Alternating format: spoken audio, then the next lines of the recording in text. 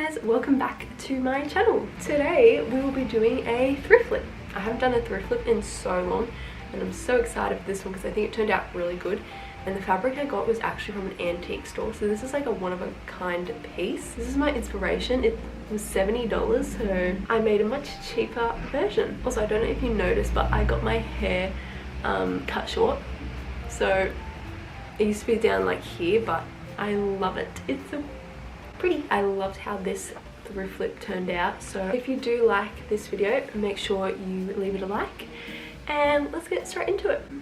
So this is the fabric I ended up using. It actually used to be a lampshade, which I thought was pretty cool.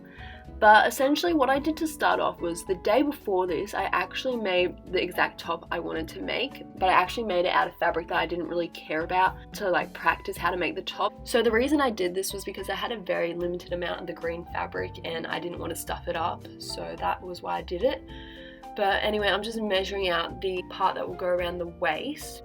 So as a result of having less fabric, I ended up using some yellow to line the back of this panel just to save on the green fabric. So after measuring it, I just started to cut out the two pieces for the panel that goes around the stomach. So that's that. So moving on, I just doubled over the fabric again so that the top would be double lined and it would have a more seamless look. And then I laid down the top panel that I was going to use as the template, and then I pretty much chalked out the outline, making sure it was a little bit bigger than the actual part, just so that we could account for the seam. And then I essentially just cut it out, and I did that again twice, so I ended up having 4 panels that were going to be sewn together, so I'd end up having 2 parts with the front sides sewn together. So yeah, anyway, so as I literally just said, I had the 2 panels and I sewed them together, front sides facing each other, and then it was obviously inside out, so I had to pull it out so that it was looking nice. And yeah, so this is what it was looking like.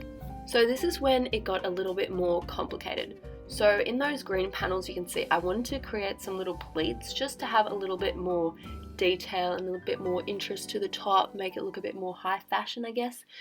So it was really hard to like sort of pin it in place so that it was still in the same place it was if it was just flat. Like I wanted to make sure I wasn't like skimping on the fabric, and you know, like I still wanted to be a good amount of coverage, so I couldn't do too many pleats.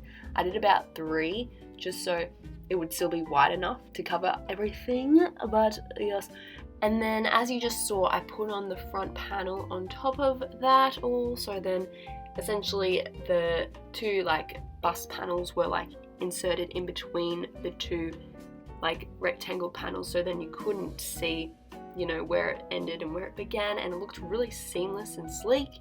And I had to like pin it in this really like weird way where it like folded over so that you couldn't also see the stitch lines of the rectangular panel. So this is what it was looking like, and it was looking pretty nice.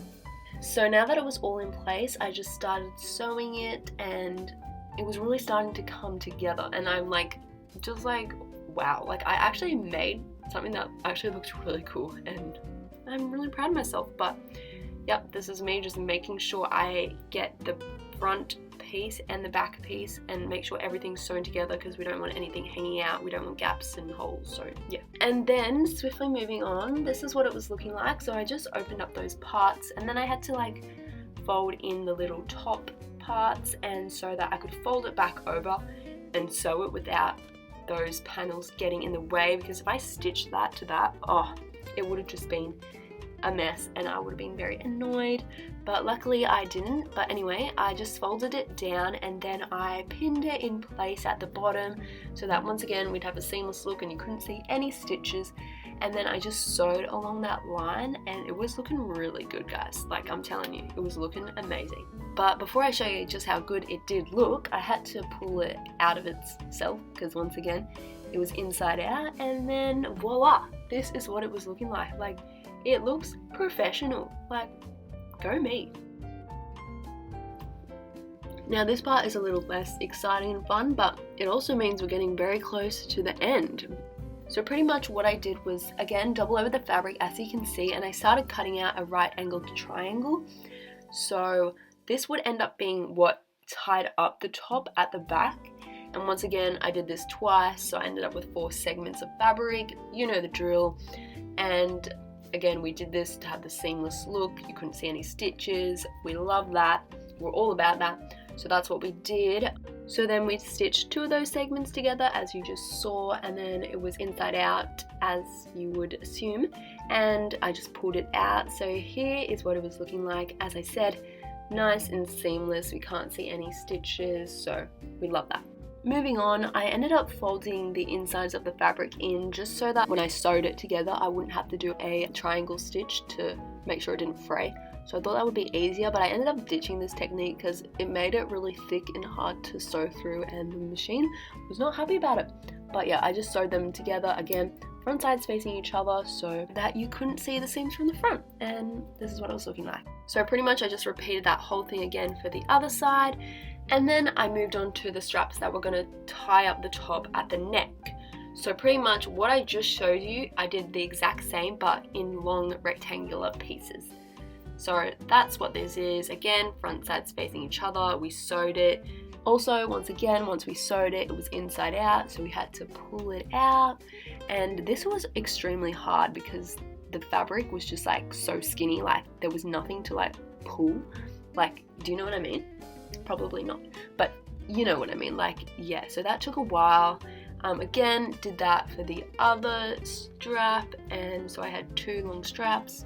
So once I did that, I sewed each long strap onto the correlating bust segment up the top where it was really skinny, where the 2 ends met. Just more like a continuation of that top panel, which I could have made longer, but again, had limited amount of fabric, so this is how I had to do it. Also, this is what I meant by having it too thick. I don't even know what's happening here. There's about 50 million threads coming out of this, so I had to do it a couple times. And this, my friends, is the final product. Oh my god, I love it. I'm gonna show you the try on portion in a second, but this is what it's looking like.